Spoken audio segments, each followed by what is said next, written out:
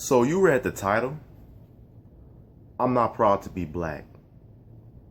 Neither am I proud to have fingernails or proud to have black hair or proud to have a left foot. Because why should you be proud of something that you haven't earned? Like, it's understandable if LeBron James says he's proud to win the NBA championship because he's had to earn it. It's acceptable or understandable that Usain Bolt says, I'm proud to win the 100-meter dash because he's had to go through rigorous training to win. Race is a social construct. And the sooner people can accept that is the sooner that racism can be abolished.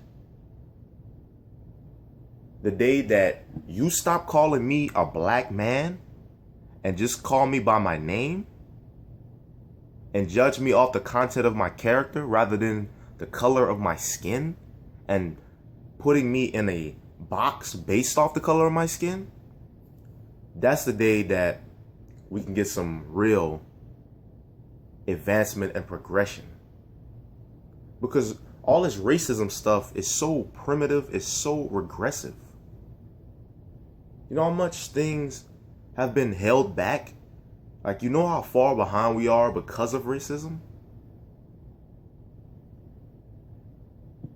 But then again, I'm not ashamed to be black. See, that's the thing. I'm not proud to be black because I don't think it's something that you should be proud of, because I had no choice in being black, just like I had no choice in being a human, just like I had no choice in having a nose or having lips. But I'm also not ashamed of it. You know, I'm not just going to sit here and pretend that and be oblivious to the fact that the reason why black people say I'm proud to be black is because of slavery. It's a byproduct of slavery and systematic oppression. White people, historically, or have been oppressive and made black people feel ashamed of who they really are. They made them feel ashamed for having hair of this texture. They made them ashamed for the color of their skin. They dehumanized them. They dehumanized them. They stopped them from having the same rights as other people. They made them worth 3/5 of a human being, which is absurd and asinine. So black people, to counteract that, they said, you know what? I'm proud to be black. But really, what the statement is really saying is, I'm not ashamed to be black. I'm not ashamed to be black. Because historically, they've tried to make black people out to be, they should be ashamed of who they are. When in actuality, race is totally just made up. It's just totally made up. The human species doesn't have a subspecies. We're all Homo sapiens sapiens, anatomically modern humans. There is no subspecies. We're all equally evolved.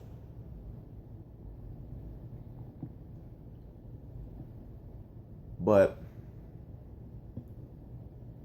to people out there that's living, you know, oh man, black people better than white people, or, you know, you're no different than the KKK.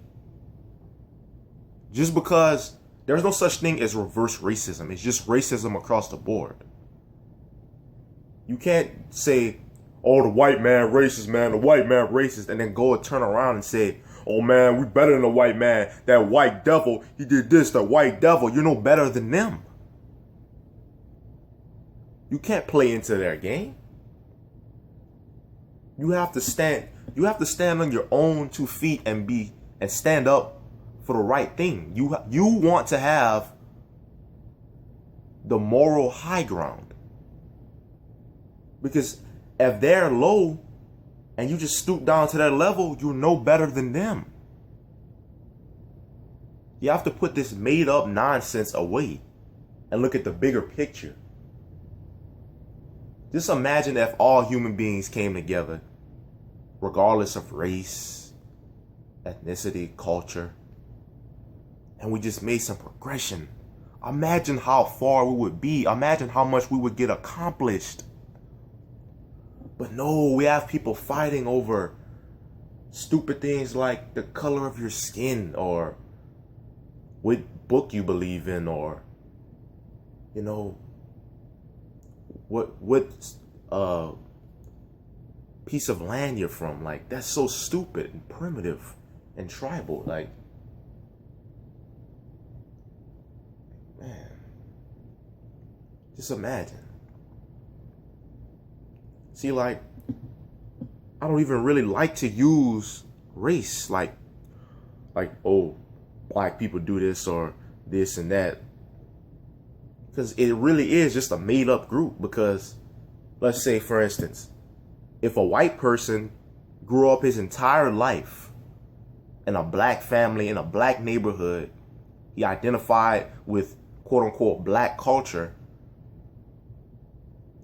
and he used, you know, black vernacular, colloquialism, ebonics, and, you know, and there's this black dude of African descent, and he grew up in a white family, Caucasian family, you know, with their values or their traditions and rituals. You know, who would you equate more with the quote unquote black community? The white person. Most people would say the white person in this instance, because he's lived the quote unquote struggle and lived with the quote unquote,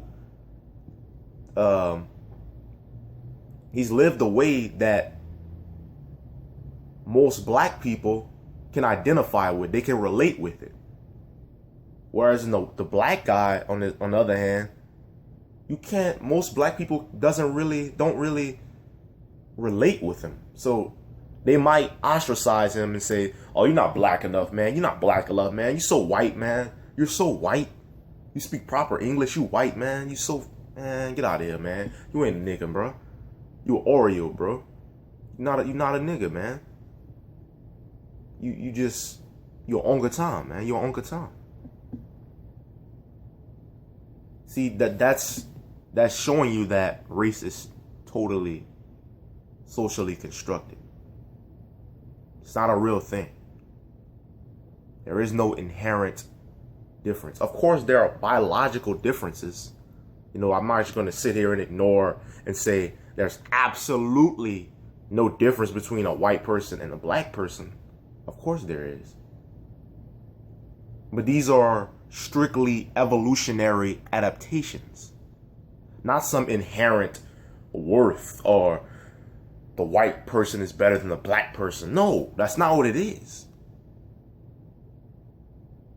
These white people, you know, evolutionarily and historically were in Europe, in more areas with a lot of mountains. So their skin adapted. Same thing as black people or sub-Saharan people from sub-Saharan Africa. They were in a lot of sun, and their diet, they had a different diet. So it made their skin more pigmented or have more melanin to protect them from the sun. That's why black people don't sunburn as easy, and white people do sunburn as easier. It's like pure evolutionary adaptations. There's no inherent or intrinsic value that's better than the other. All just the same species of human beings. Notice something? Why, whenever there's differences in the same species of another animal, we cherish it. We look at it as if it's, man, that's beautiful. That's beautiful. That they can all look different, but they can be the same species and look past that. They just don't even think about it. Like dogs, different breeds of dogs, different colors and different birds. You look at that and say, man, that's beautiful. Different species of snakes, or different colors, different same species but just different colors of an animal. We cherish it, but why not for humans? Why have historically we oppressed people and enslaved people for simply having a different skin color than ours?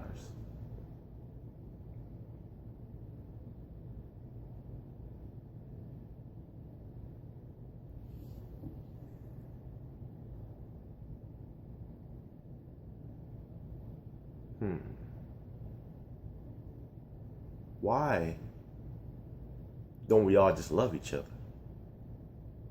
Why don't we all put our differences aside and realize that we have way more similarities than differences?